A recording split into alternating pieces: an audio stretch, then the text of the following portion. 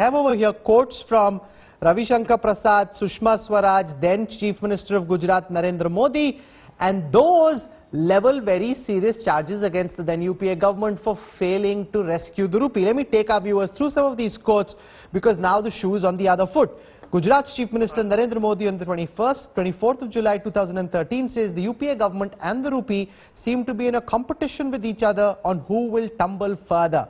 Again, Narendra Modi, 24th August, there was a time when the rupee was making a lot of noise. Today it's lost its voice, and similarly we are unable to hear the voice of our Prime Minister. Both have turned mute. Ravi Shankar Prasad, 11th of July 2013. The worth of the Indian rupee against the dollar was equivalent to Rahul Gandhi's age when the UPA came to power. Today it is equal to Sonia Gandhi's age. Soon it will touch Manmohan Singh's age. Sushma Swaraj, leader of the opposition, 30th of August, speaking in the Lok Sabha. The rupee has lost its value. The Prime Minister has lost his grace. The Congress says, "Tab to bol rahe the, aap kuch nahi bolte ho."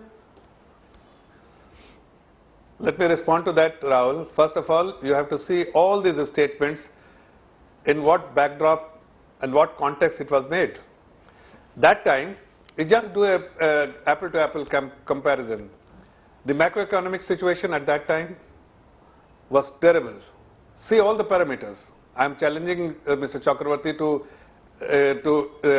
examine all the macroeconomic fundamental parameters and see, compare what it was there and what it was today. It is today. Secondly, there was a complete policy paralysis at that point in time. There was corruption all over. Inflation was in double digit.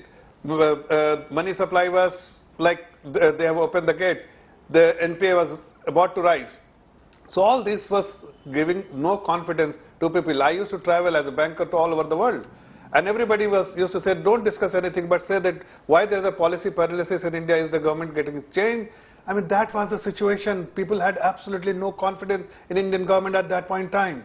Today, the world has confidence in India. Indian economy is rising.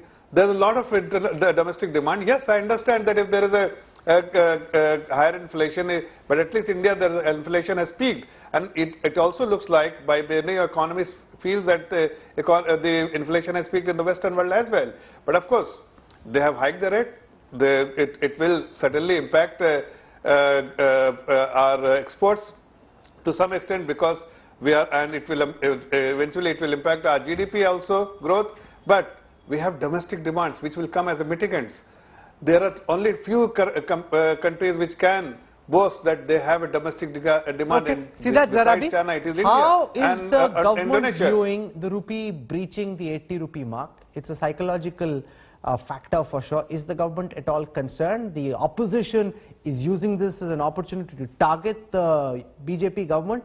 How bothersome is this, and what's the thinking within the government? There are two sides to the coin, and I mean that literally. But before I answer your question, Rahul, the rupee moved from around 45 when the UPA came to power, and when the UPA lost power, it was around 60 rupees. From 60, the rupee reached roughly 75, till a very extraordinary set of circumstances in the past few months have taken it to kissing distance of 80. So it's fairly equally distributed, and I don't need to mention what the rupee was in 1947. From 1993 onwards, it's important for our viewers to understand that market forces determine the value of the rupee. In response to your question, 6 big steps have been taken by the Reserve Bank of India. Apart from direct intervention, billions of dollars have been spent in defending the rupee because there are two sides of the coin. You import inflation, goods and other products become more expensive due to a depreciated rupee, but it's good for our exports as well. And I think the final point really is that any comparisons of a strength of our currency and linking it to economic nationalism, or even to the fact that there are banana economies surrounding India at this point of time, is completely erroneous. India stands in a completely different league and footing, and I believe the rupee could well in a few months reverse direction once the global economic turmoil comes to an end.